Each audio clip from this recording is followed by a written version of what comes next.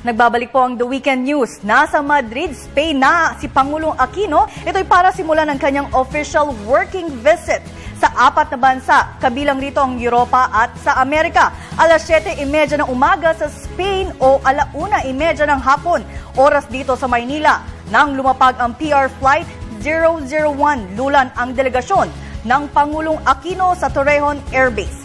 Sinalubong siya nila Ambassador Carlos Salinas, Consul General Emmanuel Fernandez at Spanish Ambassador Luis Antonio Calvo at ilang pang Spanish counterparts. Narito ang report ni Rafi Ignacio. Asahan na iba pang paglakas ng kooperasyon sa pagitan ng Pilipinas at Europa. Dumating si Pangulo Aquino at delegasyon sa Madrid, Spain, ang unang yugto ng pagbisita nito sa Europa at Amerika para ipakilala ang potensyal ng Pilipinas sa iba't ibang larangan, partikular na sa kalakalan at negosyo.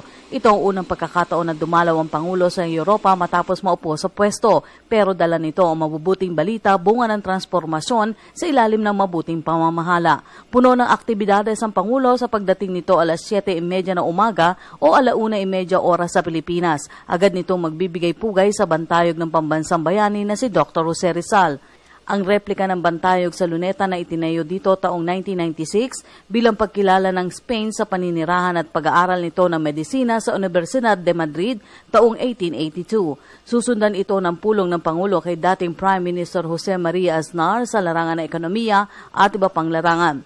Pagkakataon na rin ng Pangulo ang pagdalaw sa Madrid na humarap sa iba't ibang grupo ng pamumuhunan sa larangan ng enerhiya, transportasyon at information technology. Makakarap rin ng Pangulo ang Madrid Fusion para sa Statement of Support sa pagitan ng Department of Tourism at Spanish Foreign Trade Institute o ISEX. Ang Madrid Fusion ay isa sa pinakamalaking gastronomic events na dadaluhan ng pinakamagagaling na chef at food company sa mundo. Samantala sa unang araw rin ng kanyang pagdating dito, agad kukumustahin ng Pangulo ang Filipino community sa Spain. Sa kasalukuyan ay may mahigit 40,000 Pilipino ang nakatira sa Espanya. Para sa Telebisyon ng Bayan, Rafi Ignacio, Madrid, Spain.